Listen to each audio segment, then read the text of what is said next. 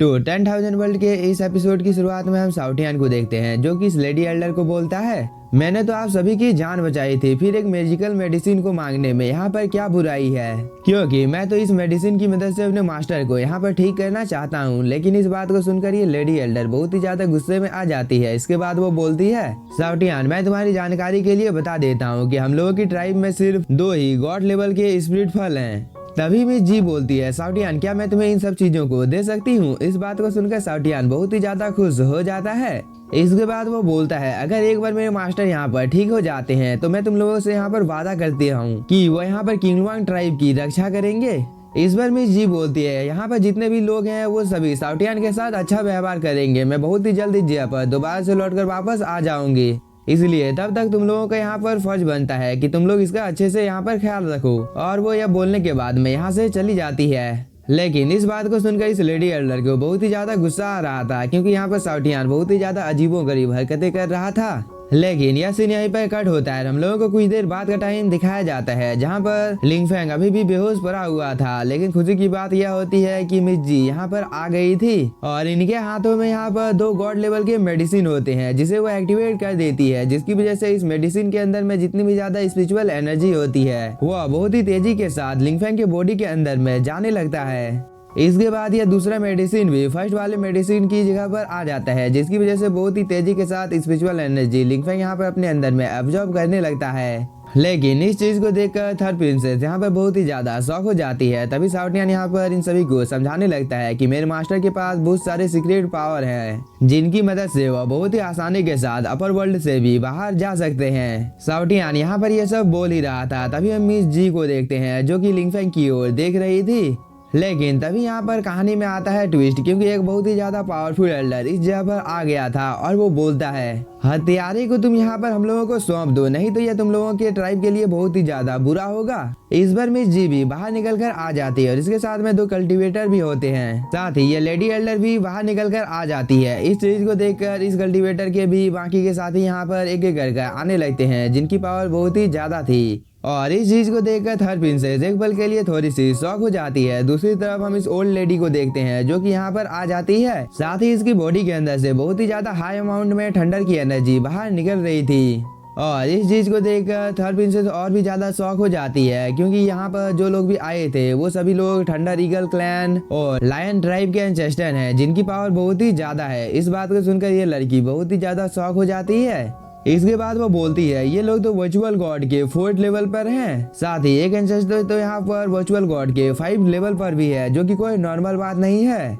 इसलिए आखिरकार अब हम यहाँ पर क्या करेंगे। दूसरी तरफ हम मिस जी को देखते हैं जो कि इन दोनों एंसेस्टर के सामने आ जाती है। इसके बाद वो बोलती है, यहाँ पर 2 एंसेस्टर एक साथ क्यों आए हैं, क्या आप लोग मुझे इस चीज के बारे में बता सकते हैं, क्योंकि मुझे तो नहीं लगता है कि आप लोग यहाँ पर कोई अच्छे काम को करने के लिए आए हैं। क्योंकि आप सभी को देखने के बाद मुझे लगता है कि आप लोग यहाँ पर हम लोगों के ट्राइब के साथ युद्ध करना चाहते हैं। इस बात को सुनकर ये एंसेस्टर बोलता है, अब ऑफिशियली वॉर शुरू होता है और वो ये बोलकर अपने वेपन से मिस जी के ऊपर हमला कर देता है, जो कि बहुत ही तेजी के साथ मिस जी की ओर जाने लगता है। लेकिन तभी रास्ते में एक प्रोटेक्टिव बैरियर आ जाता है, जिसकी वजह से इस एंसेस्टर का अटैक यहीं पर रुक जाता है। इस चीज को देखकर थंडर ईगल क्लैन की जो एंसेस्टर होती है वो भी यहाँ पर अपनी पावर को एक्टिवेट कर लेती है। इसके बाद वह इस प्रोटेक्टिव बैरियर के ऊपर हमला भी कर देती है, जिसकी वजह से इस प्रोटेक्टिव बैरियर में कई सारे क्रैक यहाँ पर पड़ जाते हैं। साथ ही इस चीज को देखकर मिस जी बहुत ही ज्यादा घबरा जाती है, क्योंकि इन दोनों ही एंसेस्टर की पावर बहुत ही ज्यादा होती है और मिस जी अकेले यहाँ पर इन दोनों का मुकाबला नहीं कर सकती है, इसलिए वो यहाँ पर इतनी ज्यादा परेशान हो गई थी।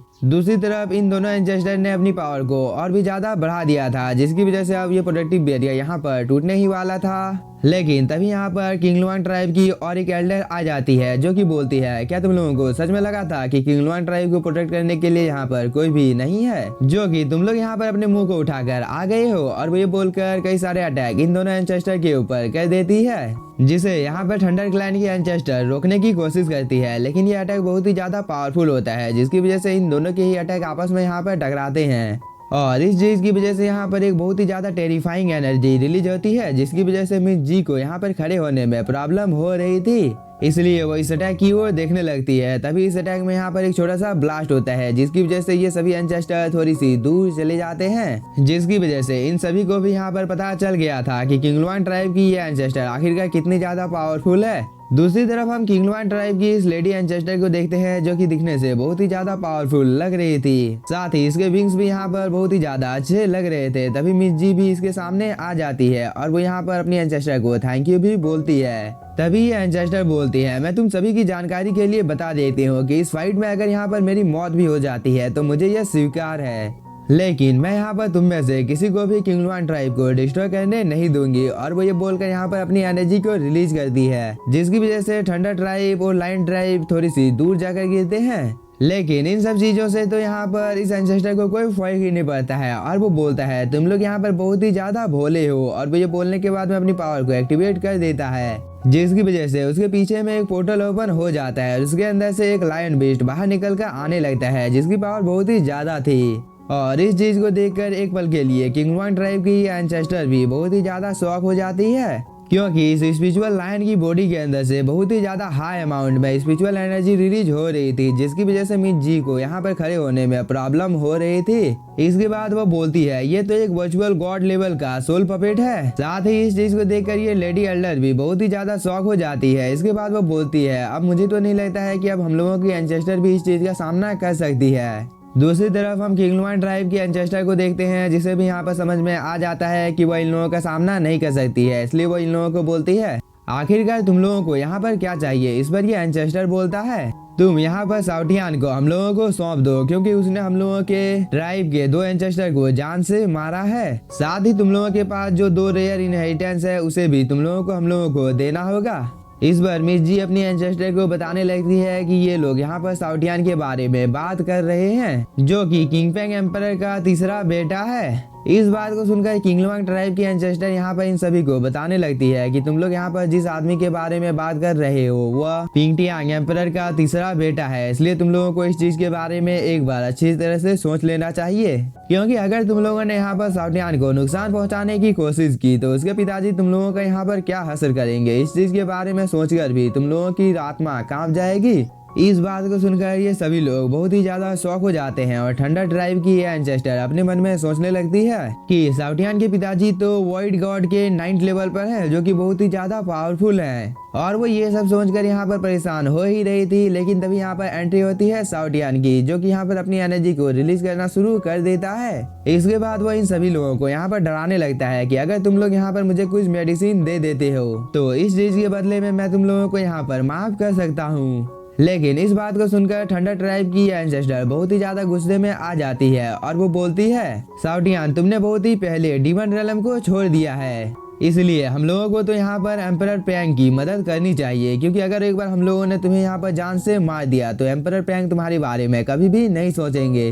और वो यह बोलने के बाद वो यहाँ पर अपनी एनर्जी को रिलीज करने लगती है। साथ ही उसने साउटियान के ऊपर अटैक करना भी शुरू कर दिया था, जिसे देखकर साउटियान थोड़ा सा डर जाता है। लेकिन इस चीज को देखकर किंगलवान ट्राइब की एंसेस्टर कहाँ पीछे रहने वाली थी, उसने भी यहाँ पर अपनी पावर को एक्टिवेट कर लिया था, जिसकी वजह से उसकी बॉडी के अंदर से बहुत ही ज्यादा हाई अमाउंट में स्पिरिचुअल एनर्जी बाहर निकलने लगती है। और कुछ ही देर के अंदर में उसने यहाँ पर अपने एंसेस्टर को भी समन कर लिया था, जो कि एक फिनिक्स था। साथ ही इस फिनिक्स की पावर यहाँ पर बहुत ही ज्यादा थी, क्योंकि उसने यहाँ पर अपने पंखों से इन सभी के ऊपर हमला करना शुरू कर दिया था। लेकिन इस चीज को देखकर थंडर ट्राइब की एंसेस्टर को तो यहाँ पर थोड़ा सा भी डर नहीं लगता है। इसके बाद वो बोलती है मैं तुम्हारी जानकारी के लिए बता देता हूँ कि एक वर्चुअल गॉड की तुलना में एक स्पिरिट की पावर केवल 60% होती है, इसलिए यह स्पिरिट कभी भी हम लोगों का थंडर का सामना यहाँ पर नहीं कर पाएगा, क्योंकि मेरे थंडर को यहाँ पर रोकने का दम किसी में भी नहीं है। और ये बोलकर एक छोटा सा अटैक इस फिनिक्स के ऊपर कर देती है और यह अटैक सीधे जाकर इस फिनिक्स को लग भी जाता है, जिसकी वजह से वो दर्द से यहाँ पर कराने लगती है। इस चीज को देखकर किंगलवान ट्राइब की एंसेस्टर भी यहाँ पर थोड़ी सी घबरा जाती है।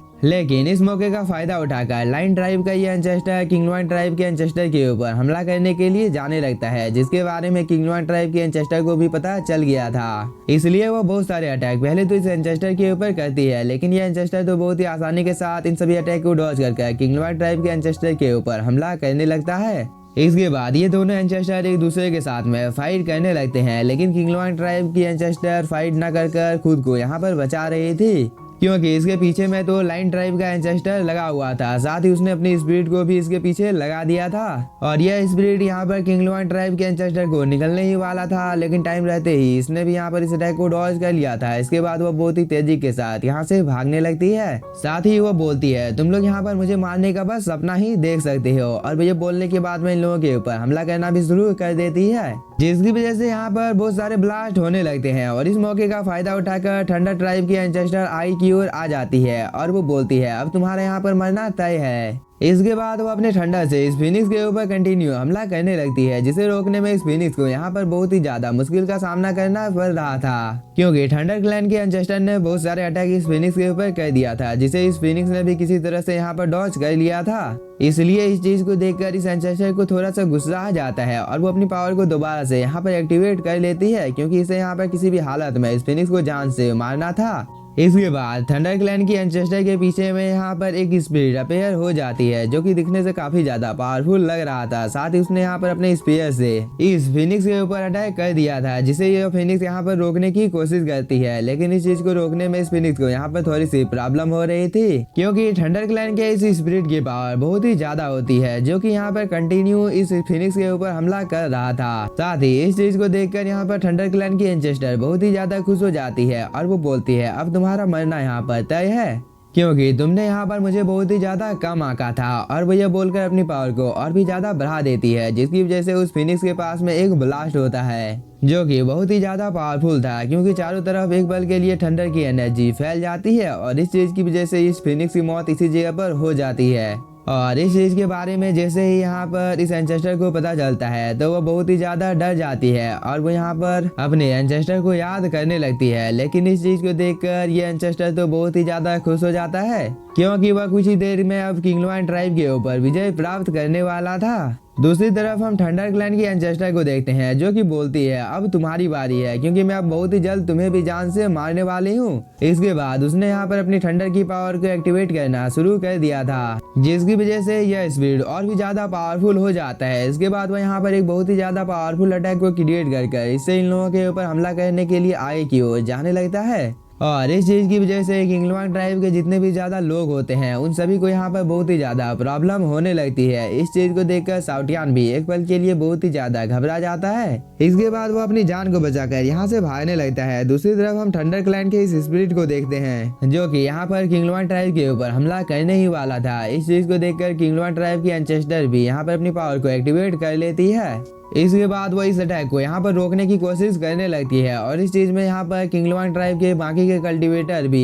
एंसेस्टर की मदद कर रहे थे। लेकिन ये अटैक बहुत ही ज्यादा पावरफुल था, जिसे रोकने में यहाँ पर किंगलुआन ट्राइब की एंसेस्टर और बाकी सभी लोगों को यहाँ पर बहुत ही ज्यादा प्रॉब्लम हो रही थी, क्योंकि कंटिन्यू यहाँ पर थंडर क्लैन का ये स्पिरिट अपनी पावर को बढ़ा रहा था, जिसकी वजह से वो एक ही झटके में इस प्रोटेक्टिव बैरियर को डिस्ट्रॉय कर देता है। और इस चीज की वजह से किंगलुआन ट्राइब की जो एंसेस्टर होती है वो बहुत ही ज्यादा इंजर्ड हो जाती है। साथ ही बाकी के कल्टीवेटर की भी हालत यहाँ पर कुछ ठीक नहीं होती है। और इस मौके का फायदा उठाकर थंडर क्लैन की एंसेस्टर ने अपने स्पिरिट से किंगलुआन ट्राइब की एंसेस्टर को मारने के लिए एक अटैक कर दिया था, जो कि यहाँ पर किंगलुआन ट्राइब की एंसेस्टर को लगने ही वाला था, क्योंकि किंगलुआन ट्राइब की एंसेस्टर को अपनी मौत अपने आंखों के सामने दिखाई दे रही थी। लेकिन तभी यहाँ पर एक अटैक कोई इस थंडर क्लैन के एंसेस्टर के ऊपर कर देता है, जिसकी वजह से उसका जो स्पिरिट होता है उसे यहाँ पर खड़े होने में भी प्रॉब्लम होने लगती है। और इस चीज को देखकर जो लाइन क्लैन का एंसेस्टर होता है उसे तो अपनी आंखों के ऊपर भरोसा नहीं हो रहा था कि आखिरकार यहाँ पर इतना ज्यादा पावरफुल कौन है, जो कि इतना ज्यादा पावरफुल फॉर्मेशन को यहाँ पर एक्टिवेट कर सकता है।